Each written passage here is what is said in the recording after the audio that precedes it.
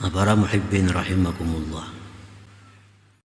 Mengenai manfaat ilmu telah aku tuturkan, yaitu sangat dibutuhkan oleh hamba untuk mendasari semua urusan ibadahnya, terutama ilmu tauhid dan ilmu sirri.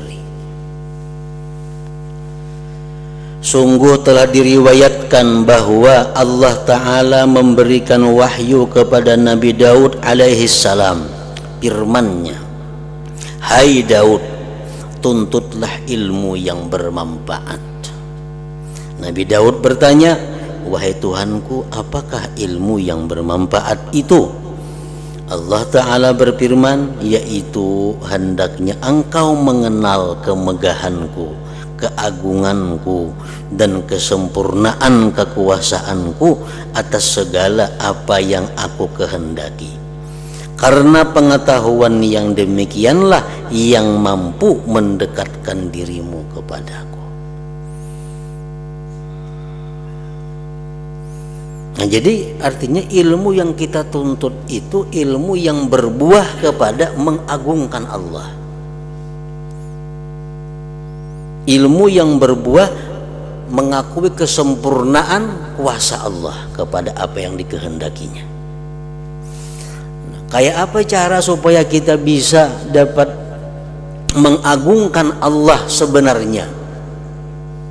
Tentu belajar ilmu tauhid, belajar ilmu tasawuf, belajar ilmu fikih. Sembahyang. Nah, dalam sembahyang itu ketiga-tiga ilmu itu ada. Dalam sembahyang ada ilmu tauhid. Kenapa? Karena sembahyang itu menyembah Allah. Menyembah Allah itu urusan ilmu tauhid. Sembahyang itu beribadah kepada Allah, itu ilmu tauhid. Dalam sembahyang itu ada khusyuk, itu urusan ilmu tasawuf. Dalam sembahyang ada rukuk, sujud, tumakninah, itu urusan ilmu fikih. Bila ketiga ilmu itu bergabung dalam sembahyang, nah hanya seseorang itu disebut mengagungkan Allah Subhanahu wa ta'ala. Ini tauhidnya bujur. Jadinya aku sembahyang ini adalah menyembah Allah, Tuhan satu-satunya. Sembahyangnya ini hatinya tertuju kepada Allah, tapi sembahyangnya kada bertumakninah. Nah, itu kada mengagungkan Allah. Kenapa? Karena gerakannya kada mengagungkan Allah. Gerakan yang mengagungkan Allah, gerakan yang sesuai dengan apa yang diperintah oleh Allah. Nah, jadi ketiga-tiga ilmu itu perlu digandeng. Kada mau terpisah, tauhid, tasawuf, dan fikih. Ilmu berdagang. Berdagang itu ada ilmu tauhidnya, ada ilmu tasawufnya, ada ilmu fikihnya. Kada mau terpisah antara tiga itu. Diriwayatkan dari Sayyidina Ali karramallahu wajhah, beliau berkata, "Tidaklah menggembirakanku seandainya aku mati pada waktu kecil dan dimasukkan ke dalam surga." Ujar Sayyidina Ali, "Aku kada suka mati kekanakan, surga tapi masih kekanakan."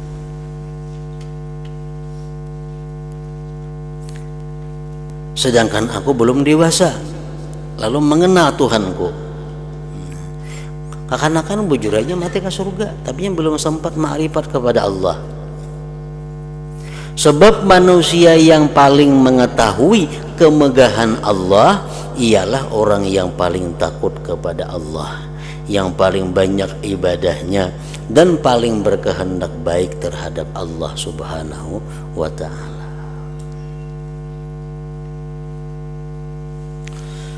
Adapun kepayahan menuntut ilmu, maka serahkanlah diri Anda pada keikhlasan dalam menuntut ilmu, dan hendaklah menuntut ilmu itu bertujuan mencari pengertian, bukan sekedar supaya dapat menceritakan. Tujuan menuntut ilmu adalah supaya paham untuk diamalkan. Bukan tujuan mencari ilmu itu untuk dapat mengisahkan. ketahuilah bahwa kekhawatiran sehubungan dengan menuntut ilmu itu besar sekali.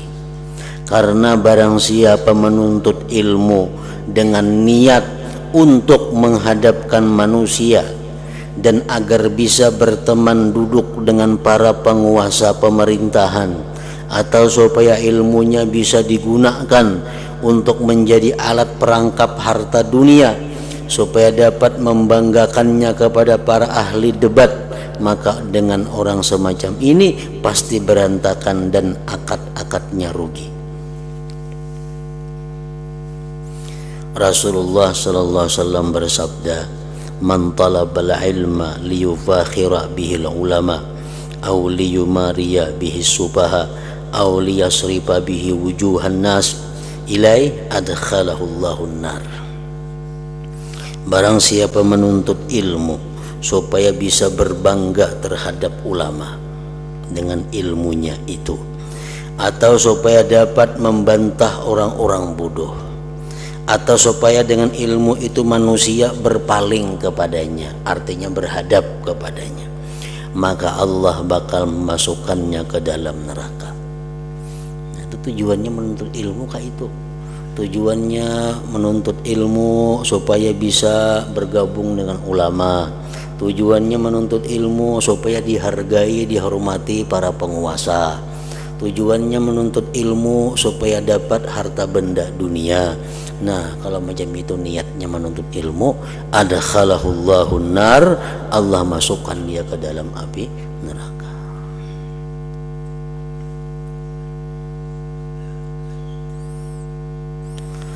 Abu Yazid Al-Bastami rahimahullah berkata, aku sudah berusaha mujahadah selama 30 tahun. Tidak ada yang lebih berat bagiku melebihi ilmu dan tanggung jawabnya. Jadi perkara ilmu perkara yang berat. Waspadalah terhadap bujukan syaitan. Mungkin syaitan berkata kepada Anda, ujar syaitan, apabila hadis telah menerangkan bahaya besar dalam ilmu, maka lebih baik tidak usah menuntut ilmu. Ujar syaitan membisiki kita, orang berilmu itu berat godaannya, orang berilmu itu amunnya inya berbuat dosa berat siksanya, jangan usah mengaji, jangan usah menuntut ilmu. Omongan syaitan seperti ini jangan sekali-kali Anda anggap benar. Sungguh telah diriwayatkan dari Rasulullah sallallahu alaihi wasallam, beliau bersabda, ketika aku mi'raj, aku diperlihatkan neraka, ujar Nabi. Lalu aku melihat sebagian penduduk neraka adalah orang-orang miskin. Mana miskin sudah ke neraka pulang matinya. Para sahabat bertanya, ya Rasulullah, apakah miskin dari harta? Penduduk neraka itu banyak orang miskinnya Nabi. Lalu jawab sahabat, apakah mereka itu miskin harta? Rasulullah menjawab, tidak, melainkan miskin ilmu. Nah, miskin ilmu. Sehingga amal perbuatannya banyak nang bertentangan dengan hukum Allah, karena kada tahu, betakun kada mau. Ada orang kada belajar, cuma ini betakun bila hendak berbuat. Hendak berdagang, betakun mengenai jual beli kayak apa. Hendak bertobat, betakun cara-cara tobat. Walaupunnya kada hari-hari menuntut ilmu, kada jadi masalah. Tapi bila ada masalah nang inya kada tahu, inya betakun. Nah, kayak itu maksudnya.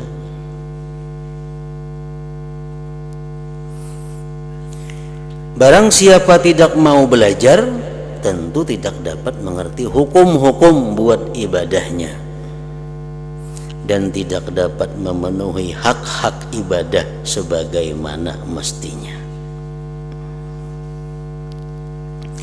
Seandainya ada orang beribadah kepada Allah Ta'ala seperti ibadah malaikat, malaikat tuh ada busan-busannya beribadah, memangnya dicipta untuk beribadah. Kalau ada manusia beribadah macam malaikat tanpa ilmu, tapi nya kada berilmu, ilmu tauhidnya kurang, ilmu tasawufnya kurang, ilmu fikihnya kurang, maka ia termasuk orang yang merugi. Karena itu segeralah bertindak dan dalam menuntut ilmu ini dengan meneliti, mengajarkan dan mempelajarinya. Jangan sampai bosan dan malas.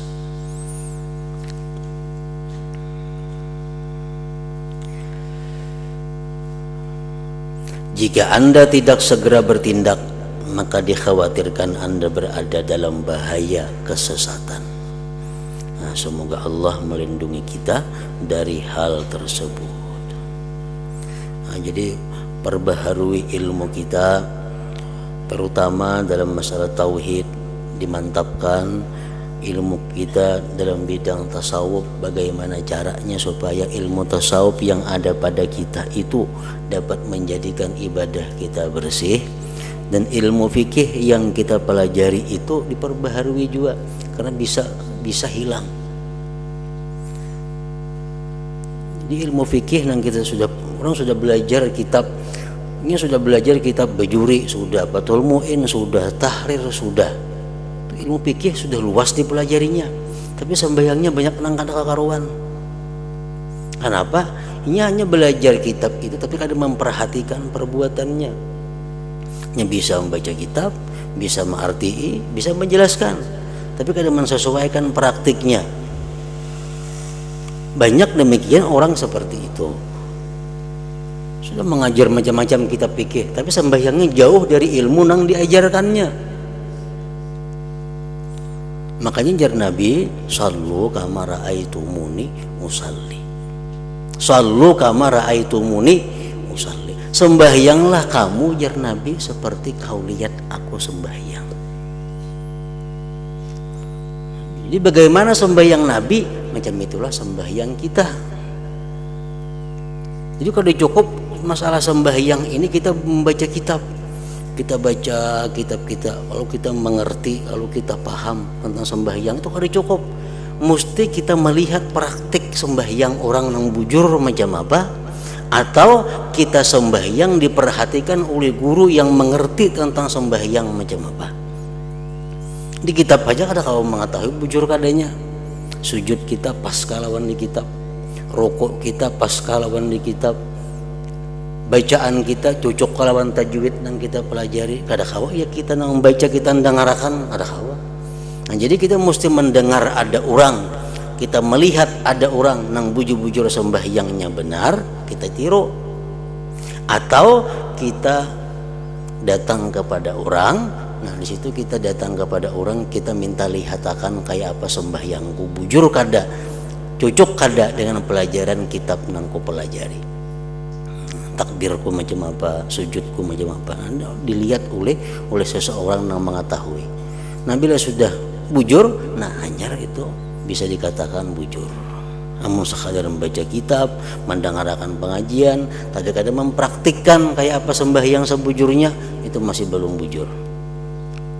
Masih ada yang mensahkan. Karena jar Nabi, sallu kama ra'aitumuni usalli. Sembahyanglah kamu seperti kalian melihat aku sembahyang. Nah, gitu. Adapun kepayahan menuntut ilmu, maka serahkanlah diri Anda pada keikhlasan.